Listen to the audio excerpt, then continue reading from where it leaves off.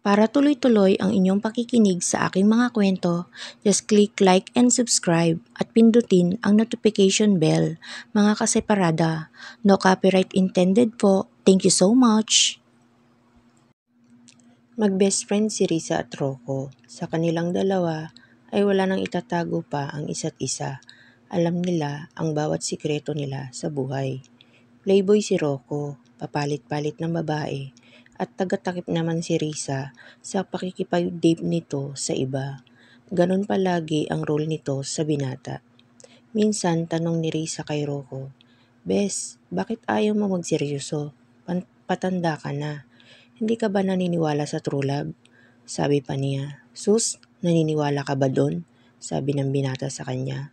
"Sa ngayon hindi, kasi hindi ko pa nararamdaman. Pero malay mo sa mga susunod na panahon, di ba?" Sagot ng dalaga, "Naku bes, malabo pa sa lubak yang sinasabi mo. Walang ganun." Natatawa pang sabi nito. Single mother kasi ang nanay nito.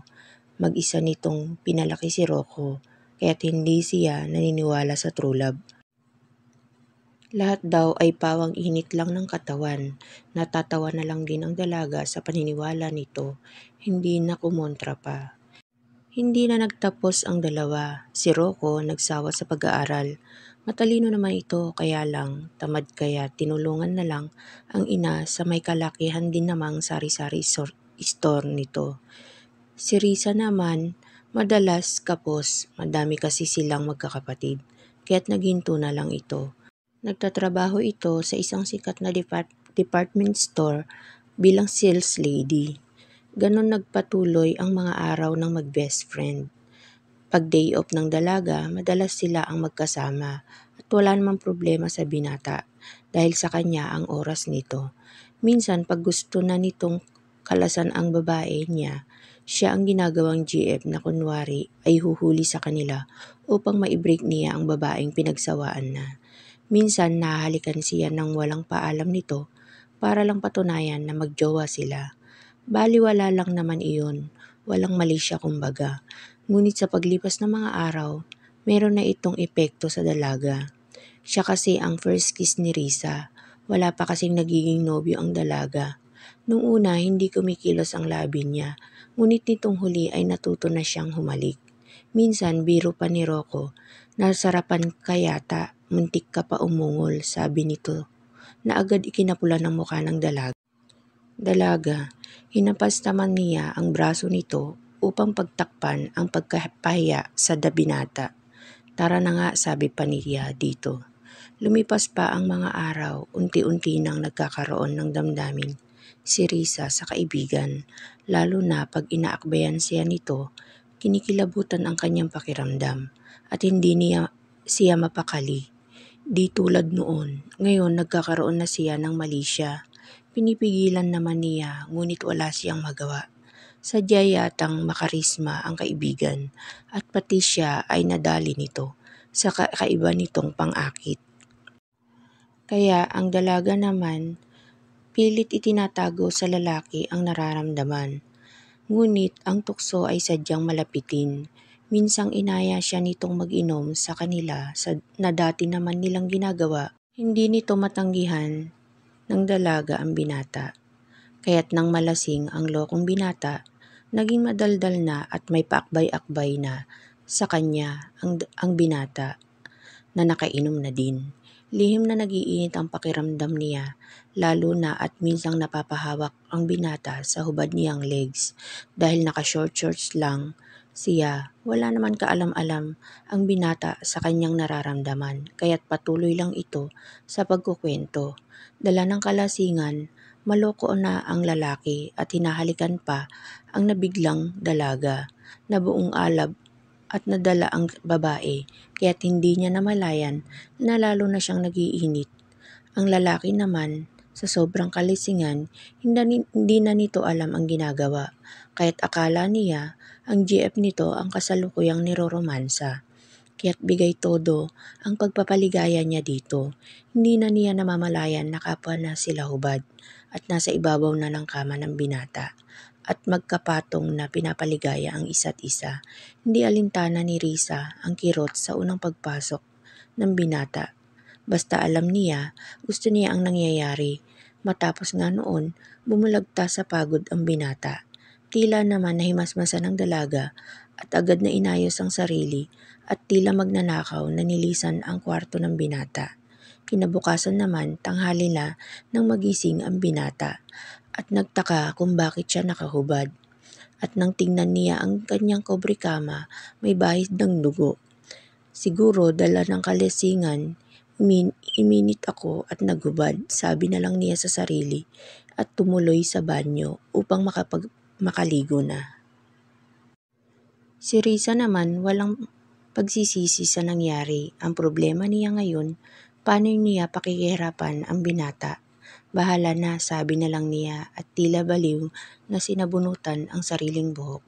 2 araw na hindi nagparamdam ang dalaga kay Rocco at nang tumawag ang binata na tila walang kaalam-alam sa namagitan sa kanila, nang kahinga ng maluwag ang binata. Ang dalaga, "Bes, bakit hindi ka nagpapakita sa akin? May bago pa naman akong i-break. Kailangan kita." "Busy bes, sorry," sabi na lang ng dalaga. "Ganun ba? Bukas kita tayo ha?" "Sige bes, bukas na lang," at pinutol niya ang tawag. Sakalang nakahinga ng maluwag ang dalaga. Nang magkita ang dalawa kinabukasan, kaswal lang ang dalaga sa pakiharap dito. Pero hindi mapigilan ang humanga sa kisig ng lalaki. Kaya't naalala niya ang pinagsaluhan nila 2 gabi na ang nakararaan. Sadyang gifted ito sa alaga at sa pagpapaligaya sa babae, sabi niya sa sarili. Kaya siguro patay na patay ang mga babae nito at nag-uumiyak pag kinakalasan na niya. Kaya pala, pilyang sabi niya sa sarili na nangingiti pa. Siya namang ipinagtataka ng binata, salita ng salita ang lalaki, hindi naman nakikinig ang dalaga. "Hoy, san ka na? Nakarating at pangiti-ngiti ka pa dyan," awat nito sa pag-i-imagine ng dalaga. "Wala, may naalala lang ako bes," sagot naman niya. "Sus, parang kinikiliti ang tinggil mo sa kilig." Iiling-iling pang dagdag nito. "Kung alam mo lang," sabi naman sa isip ng dalaga. "Halika na nga at makapagmeryenda na," sabi na lang nito sa babaeng tila wala sa sarili. Nag-joyride ang dalawa sa Tagaytay at dahil may nangyari na sa mga ito, dangan nga lang ay hindi alam ng binata, bagyang naiilang ang dalaga na yakapin ito. Di tulad dati na walang mali siya, ngayon hawak pa lang sa bewang ng binata, kinikilabutan na si Risa at napansin iyon ng binata, kaya't bagyan niyang binilisan ang pagpapatakbo. At ay, kabayong malaki, gulat na wika ng dalaga. "Kumapit ka kasi bes, litang ka na naman." Kaya't napilitang yakapin ng mahigpit ang binata at doon kinalabutan na naman ang init ng katawan ng dalaga. Tila siya sinisilaban sa pagkakadikit ng katawan nila ng binata. Lalo na nang dumantay ang hinaharap niya dito. "Bes, dahan-dahan lang naman," wika niya dito. Maya-maya, "Ano ka ba? Kung babagalan ko, anong oras pa tayo makakarating?" At lalo pa nitong binilisan, kaya't wala na siyang magawa. Pagdating sa Tagaytay, agad na pinuntahan nila ng binata ang sikat na kainan ng bulalo doon. Ganang-ganang kumain ng dalaga na parang bang hindi kumakain ng 1 linggo. At ngayon nga ay nagbabawi.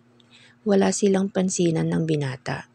Abala sa kanyang pagkain ang dalaga nang biglang pahirin ng binata ang gilid ng kanyang bibig na may dumi ng kanyang kinakain. Tila dinaluyan ng kuryente ang bahaging iyon ng hinawakan ng binata. Kaya't ayun na naman yung init na dumaloy sa kanyang katawan papuntang puson. "Ano ba bes, ang messy mo talaga kumain," sabi pa nito. "Pasensya ka na, patay mali siya na lang," nasabi niya. Maya-maya pa ay natapos na sila. Namasyal sila sa overlooking at talaga palang sobrang ganda nito sa gabi at tanaw ang kamaynilaan. Sobrang nag-enjoy ang dalaga ng araw na iyon. Alam din naman niya na ganun din ang binata. Masayang lumipas ang mga araw. Buong akala ni Risa ay okay na ang lahat. Ngunit dumating sa buhay ng kaibigan si Jane, ang napakasilosang GF ni Rocco. Sa una ay okay naman ang dalaga, nakakasama pa siya sa gimmick ng dalaga. Ngunit nang lumaon ay pinagsuselosan na siya nito at ayaw na siyang pasamahin nito sa gimmick nila ng lalaki. Okay lang naman sa dalaga, katwiran niya ay kaibigan lang naman siya nito at alam niya ang kanyang pwesto sa buhay nito. Ngunit ang babae ang masyadong ma-issue. Siguro nga ay alam ng babae kung may gusto sa kapwa nila babae ang lalaki. Kaya't alam nito o nahahalata nito ang lihim na damdamin niya sa kaibigan at doon labis itong nagsiselos. Bagamat sa binata ay kaibigan lang talaga, hindi tuloy maiwasan na pagtalunan nila ito. Minsan napipikon din kasi ang binata pag nag-iinarte si Jane. Kung gusto mong magtagal tayo, Rocco, iwasan mo ang best friend mo kasi may gusto siya sa'yo. Iba kung tingnan ka niya. Yan na naman ba ang pagtatalunan natin, sabi ng binata. Pagkatapos bumangon sa pagkakahiga, sa tabi ng dalaga, hindi alintana ang hubad na katawan. Katatapos lang kasi ng isang mainit na tagpo sa kanila ng nobyang palaban. Magaling ito sa kama pero sobrang nager at silosa naman kaya't bad trip na nagbihis ang binata at iniwan ang dalaga. Lalo naman nag-alburuto sa galit ang dalaga nang iwan ng binata. Lumipas ang mga araw, hindi na tinawagan ng binata ang dalaga kahit nag-i-enjoy siya sa kakaibang galing nito sa kama.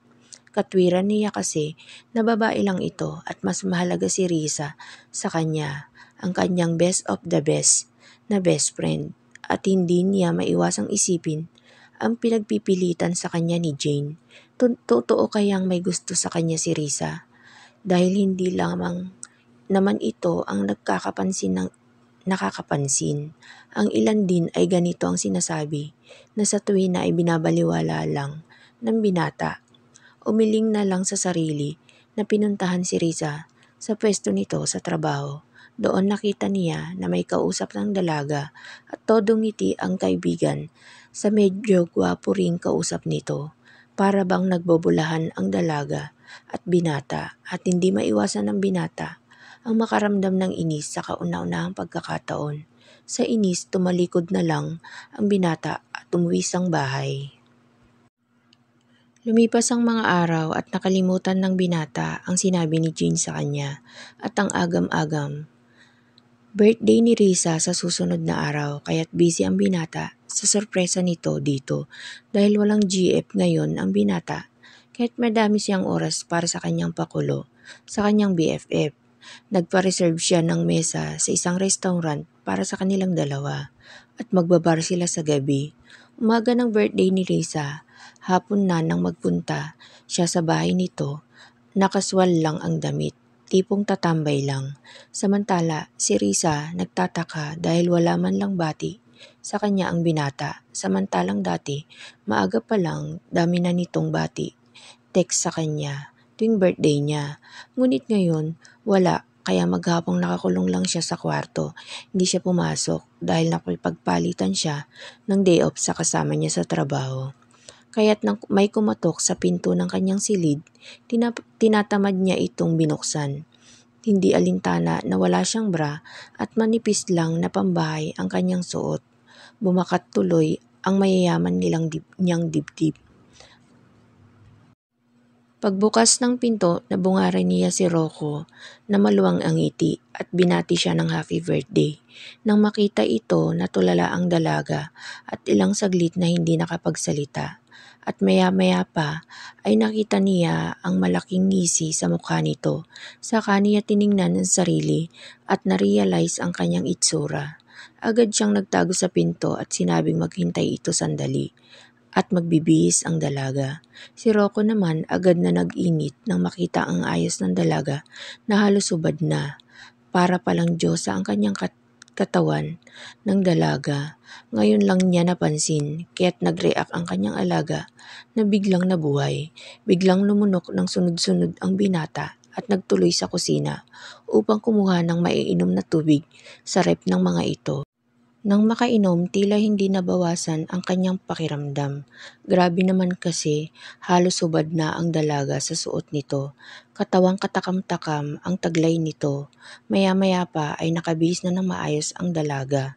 Kaswal lang ito at bagong paligo, kaya pala medyo natagalan ang dalaga. Tara, labas tayo, sabi nito. Nagpatianod na lang ang dalaga at sumama sa lalaki. Pagdating sa surprise nito, sobrang saya ng dalaga. Buong akala niya ay nakalimutan na nito ang birthday niya. Hindi pala, sa labis na tuwa ay nayakap niya ito at mahigpit. At siya naman lalong ikinainit ng binata. At muling nabuhay ang alaga. Para hindi makahalata ang dalaga, kumalas siya sa yakap nito at nagbiro pa. Oy, chancing na yan, bes. At saka hindi, libre yan, may bayad. Biro pa nito na agad sinagot ng dalaga. Pwede bang katawan ko na lang, biro nito, na ikinatulala na lang ng binata. Loka ka talaga, halika na at baka patulan kita, bulong sa sarili ng binata. At natatawa na lang sa naisip. Pagkatapos nilang kumain ay nagtuloy sa sikat na bar ang dalaga at binata. Maya-maya pa ay nagpakalunod na sa alak ang dalawa. Wala naman dalang sasakyan ang dalawa kaya't malaya ang dalawa na magpakalasing. Nang malasing na ang mga ito ay lumapit na ng tuluyan ang tukso. Wala nang nagawa pa ang dalawa ang pag-akbay-akbay sa kanya ng dalaga at napapadalas ay natutukso naman ang binata. Kaya't nang minsang lumapit sa mukha nito, sa kanya sinunggaban na ito ng binata. Sa una lang naman natigilan ang dalaga, nang lumaon ay gumanti na rin ito. At nang lumalim na ay agad na nagbayad ang dalawa ng kanilang bill at dumiretso na sa pinakamalapit na motel. Doon pinagsawa ng dalawa ang mga sarili sa kakaibang init na dulot ng alak sa kani-kanilang katawan. Hindi alintana ang kinabukasan at kapwa pagod na nakatulog ang dalawa na magkayakap. Nang magising si Rocco at nakita kapwa hubad ang dalaga, hinapa niya ang nararamdaman at walang pagsisisi sa kanya ang nangyari. Kung ano man ang desisyon nito ay igagalang niya. Handa rin naman siyang panagutan ito. Pero bubisitin niya muna ang dalaga. Bes, gising, sabi niya, sabay tapik sa dalaga. Nagising naman ito, ano ba natutulog ang tao, sabi naman ito. Bes, nirape mo ako, sabi niya dito. Agad naman nagising ang tulog na diwa ng dalaga at nahihiyang tumingin dito nang makitang hubad ito sa ilalim ng kumot. Ang binata naman likas na sutil, biglang hinila ang kumot kaya't hubad na tumambad dito ang dalaga na lalong ikinahiya nito at nakipag-agawan sa binata sa kumot. Hindi niya pansin na pareho silang hubot-hubad. Huwag ka na mahiya, pareho lang naman tayo, sabi pa nito. Doon tiningnan niya ang binata at nagiinit ang kanyang mukha. Hinampas niya ito ng unan at tawa lang ng tawa ang binata. Maya-maya pa ay tumatawa na rin siya. Na-realize ang nangyari. At least ngayon alam na nito na may nangyari sa kanila at hindi na lihim dito. Kung ano man ang plano nito sa kanila ay bahala na ito. Ang mahalaga ay kapwa sila masaya ng binata na natutunan na niyang mahalin, hindi lang bilang kaibigan. Samantala, nang ma-realize naman ng binata ang nangyari, nagpa siya itong seryosohin na ang anumang mangyari sa kanila ng dalaga. Dahil alam naman niya sa sarili na mahal niya ito bilang kaibigan at darating ang panahon na mauuwi sila sa mas higit pa doon. Lumipas ang mga araw, masaya ang dalawa at ipinagtapat din sa kanya ng dalaga ang unang nangyari sa kanila na hindi niya alam. Makalipas ang 1 taon, nagpakasal ang dalawa at masayang nagsama kasama ang kanilang mga pamilya.